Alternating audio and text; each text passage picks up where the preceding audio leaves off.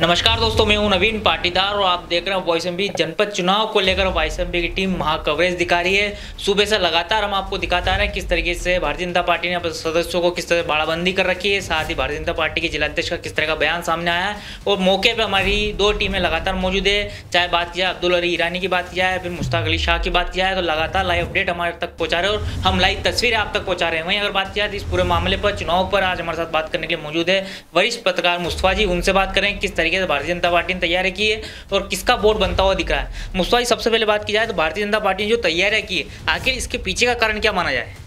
देखिए नवीन, अगर ये जो घटनाक्रम इस समय सामने आ रहा है, इसके दो पहलू हैं। दो पहलू में यदि बात की जाए प्रजातांत्रिक व्यवस्थाओं की, तो ये सारी व्यवस्थाएं प्रजातांत्रिक चीज़ों से, प्रजातांत्रिक व्यवस्थाओं से मेल नहीं खाती।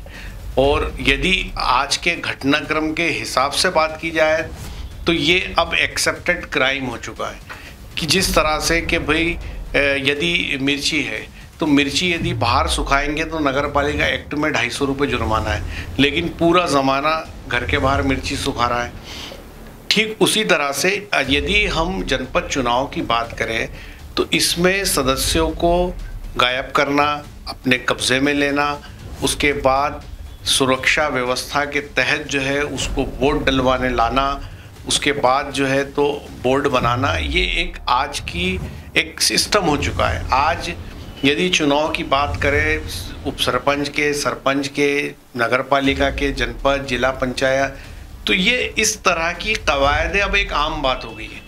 और उसी तरह की कवायद आज नीमच में होते दिख रही है। जैसा आपने मौके से रिपोर्ट किया, जिस तरह से जो जनपद सदस्य थे पिछले कई दिनों से नीमच से गायब थे, उनको देर रात नीमच के स्वर्णकार धर्मशाला में लाया गया, जहां पर उनको पुलिस अरेंजमेंट वहां पे किया गया है। वहां पे व्यक्तिगत तौर पे बाउंसरों की तैनाती की गई है, जो तस्वीरों में आपने जैसा मौके से दिखाया है। और समूची भारतीय जनता पार्टी पूरी ताकत से लगी हुई है। अलग अलग दावे आपके सामने आए, जैसा मैंने भी सुना कि जो कोई कह रहा है कि उनके पास 18 सदस्य है, कोई कह रहा है उनके पास 15 सदस्य है और कोई कह रहा है उनके पास 14 सदस्य है। तो कुल मिला के 25 सदस्यीय जनपद है और उसमें से जिसके पास इसमें से आधे से एक वोट ज़्यादा होगा वो ये जनपद का अध्यक्ष बनेगा, यानी 13 वोट जिसके कब्जे में है। और चूंकि भारतीय जनता पार्टी ने जितनी ताकत से पूरा दमखम लगाया है, उससे ये साफ जाहिर हो रहा है कि उनके पास पर्याप्त सदस्य हैं और वे जनपद अध्यक्ष पर अपने उम्मीदवार को बिठा देंगे। जी नवीन। मुस्तफा जी, अगर बात की जाए जिस तरीके से कांग्रेस का भी बयान है कि उनके पास भी बड़ी संख्या में जो सदस्य है, तो ऐसे में क्या माना जाए कि भारतीय जनता पार्टी को तोड़ जोड़ की जो है दृढ़ था, इसलिए जो है यहाँ पर इस तरह की व्यवस्थाएं की गई? देखिए नवीन, दोनों ही पक्ष, कांग्रेस हो या भाजपा, एक ही सिस्टम को अडॉप्ट कर रही है। जो कांग्रेस समर्थित है वो लोग भी गायब हैं। उन लोगों के लिए भी खबरें आ रही है कि धनेरिया कला में किसी स्थान पे तमाम कांग्रेस से जुड़े जो जनपद सदस्य उनको रखा गया है, वहाँ भी तमाम अरेंजमेंट किए गए। तो दोनों ओर से पिछले दिनों से, हम 15 दिनों से देख रहे थे कि दोनों ही पक्ष इस जो आजमाइश में थे कि ज़्यादा जनपद सदस्य उनके पास आए, और उसी का परिणाम है कि ये सुरक्षा घेरा बनाया गया है। वो अभी जो आपने रिपोर्ट किया कि जो जनपद जो कार्यालय है जहाँ पे वोटिंग होना है, वहाँ पे 3 स्तरीय पुलिस अरेंजमेंट है, वहाँ पर 4 थानों की पुलिस लगाई गई है। तो ये जो संगीनों का साया है, ये जो पुलिस का भारी बंदोबस्त है, ये इस बात को दर्शाता है कि दोनों ही पक्ष इस जोर आजमाइश में है कि उनके जनपद सदस्य ज़्यादा हो, उनके पास जनपद सदस्य ज़्यादा हो, ताकि वो अपना अध्यक्ष बना सके। लेकिन बीजेपी जिस तरह से खुल के आई है सामने, उससे एक बात साफ हो चुकी है कि आज की तारीख में जनपद सदस्यों में भाजपा प्लस है। यदि बीजेपी के खीसे में अधिक जनपद सदस्य नहीं होते तो बीजेपी के नेता खुलकर सामने नहीं आते, खुलकर वो दावे नहीं करते, खुलकर वो प्रदर्शन नहीं करते।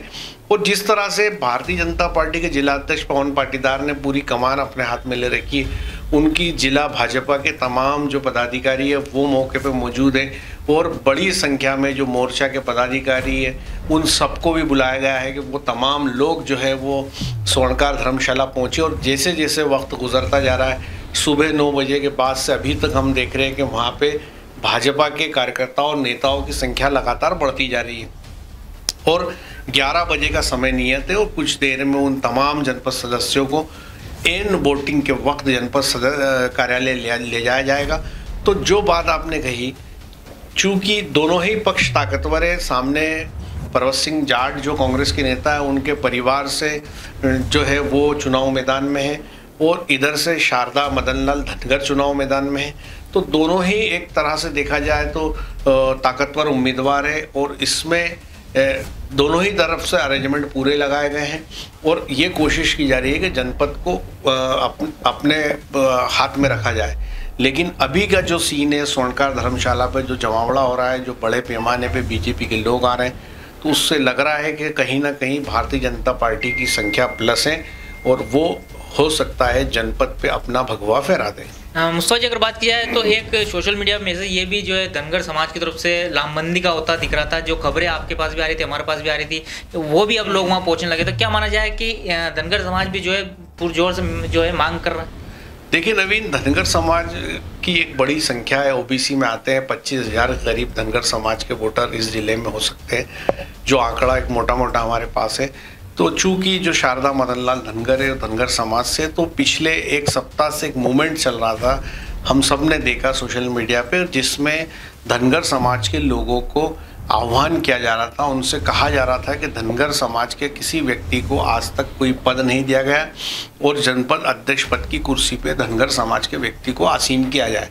और उसी अपील के तहत जो खबरें हैं कि धनगर समाज के लोग भी बड़ी संख्या में पहुंच रहे हैं, उनकी तमाम व्यवस्थाएं की गई है खाने की, और ऐसा लगता है कि आज जो ऐसा जनपद का जो चुनाव आज हम देख रहे हैं, ऐसा चुनाव हमने पहले कभी नहीं देखा। जितने बड़े पैमाने पे इसमें बाहुबल और उसका इस्तेमाल हम देख रहे हैं, जितनी बड़ी संख्या में लोग मौजूद है, एक प्रतिष्ठा का, एक साख का प्रश्न भारतीय जनता पार्टी ने बना लिया है और ये है कि बीजेपी को हर हाल में जनपद पे अपना भगवा फहराना है और उसी के तहत ये सारे अरेंजमेंट किए जा रहे हैं। नवीन, मुस्तफा जी, आप इसे कैसे सोचते हो कि देर रात जो है भारतीय जनता पार्टी के जिलाध्यक्ष पवन पाटीदार अधिकृत तौर पे जो है कैंडिडेट की घोषणा कर देते हैं? क्या कारण है? ऐसा क्या है कि पहले नहीं की और एक दिन पहले जो अधिकृत घोषणा? देखिए, ये चुनाव की तमाम स्ट्रेटेजी है जो पार्टी अपने हिसाब से तय करती है, वो दिन में करे रात में करे वो उनका मैटर है। और दूसरी खास बात ये है कि चूँकि पहले से ये बात स्वयं सिद्ध थी कि शारदा मदन लाल धनगर जो है वो उम्मीदवार होगी और वही हुआ, तो ये अलग बात है कि उन्होंने घोषणा आज रात को की, वो नहीं भी करते और शारदा मदन लाल धनगर को अगर आगे कर देते तो भी वो चुनाव लड़ लेती, लेकिन सबको पता था कि कौन चुनाव लड़ रहा है। तो ये आजकल की राजनीति में ये सब चीज़ें आम हो गई है। जो मैंने पहले कहा कि ये चीज़ें कुछ ऐसी है जो प्रजातांत्रिक रूप से सही नहीं है, लेकिन तमाम राजनीतिक दल, वो कोई भी पार्टी भारत में हो, वो इस तरह से जो सदस्य होते हैं उनको अपने कब्जे में लेती है, उनके साथ रहती है और फिर जब वोटिंग का टाइम आता है तब उनको लाके वोट गिरवाया जाता है और जिसके पास जितना दम होता है वो अपनी दमदारी इन चुनाव में दिखाता है। और धीरे धीरे हम ये देख रहे हैं कि जो निकाय चुनाव है, पंचायत के चुनाव है, वो एक तरह से धनबल और बाहुबल पे केंद्रित और फोकस हो गए। चाहे वो उप सरपंच का चुनाव ही क्यों ना हो, उसमें भी पंचों को इसी तरह से बाड़ेबंदी की जाती है। तो अब एक तरह का ट्रेंड इसी तरह का चल पड़ा है और ये पूरी तरह प्रतिष्ठा और साख के चुनाव हो गए और इसमें कोई भी राजनीतिक दल पीछे नहीं है शक्ति प्रदर्शन करने में। जिसको जैसा मौका लगता है वैसा काम करता है। नवीन, तो ये थे वरिष्ठ पत्रकार मुस्तफा, जिन्होंने जनपद चुनाव को लेकर पूरी स्थिति को हमारे सामने रखा, किस तरीके से स्थिति बन रही है, किस तरीके से हमारी टीमें काम करी। साथ ही अगर बात किया जाए भारतीय जनता पार्टी और कांग्रेस दोनों ही पार्टी लगातार दावे कर रही है कि जनपद उनकी बन रही है। ये था अब तक का अपडेट। इस अपडेट के लिए बने रहे हमारे साथ। जय हिंद, जय भारत।